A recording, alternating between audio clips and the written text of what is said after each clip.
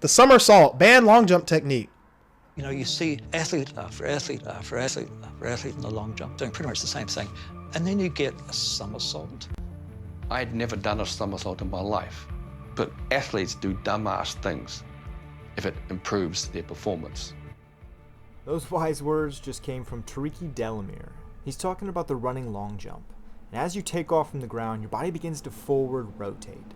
So we as long jumpers lean, or we do a technique in the air, either the hang, the sail, the hitch kick, or somewhere in between, so that when we jump, we don't land. Yeah, there are different techniques.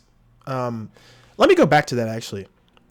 So there's the hang, as you can see, the sail, the hitch kick.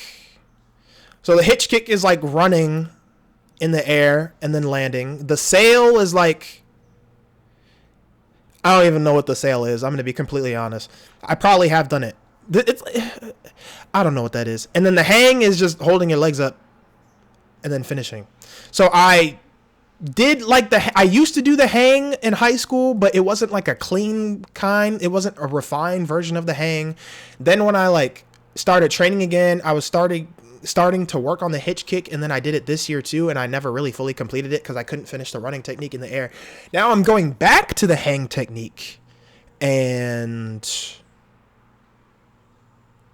yeah, I feel a lot better doing that.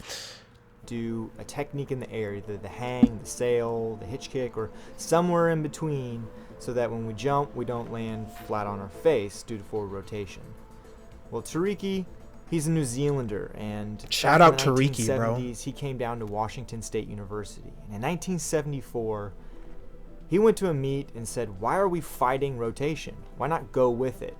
So he said, "I'm going to do a somersault. I'm going to let my forward momentum carry me into a front flip while I'm jumping." And that's exactly what he did at a meet. Guy jumps almost 8 meters with no spatial awareness. This was a major PR for him. Almost 8 meters with no spatial awareness. That's crazy. Control of, say, a gymnast or a parkour athlete, someone who's used to having control while flipping through the air. I mean, think about it. This could have been a major paradigm shift in how long jumps performed. But it wasn't given a chance. Track and field's governing body, IAAF, or World Athletics, they didn't want to have a bunch of kids running out there doing front flips and flipping into the sand and getting injured. And it makes sense. So the following year, 1975, they put it in the for official injury. rule books. Yeah. An athlete will fail. Wow. It's actually in the rule book. An athlete fails if they employ any form of somersaulting whilst running up or in the act of jumping or after taking off. Fuck them kids. If they do a somersault. But the liability, the safety. So I actually want to hear from you.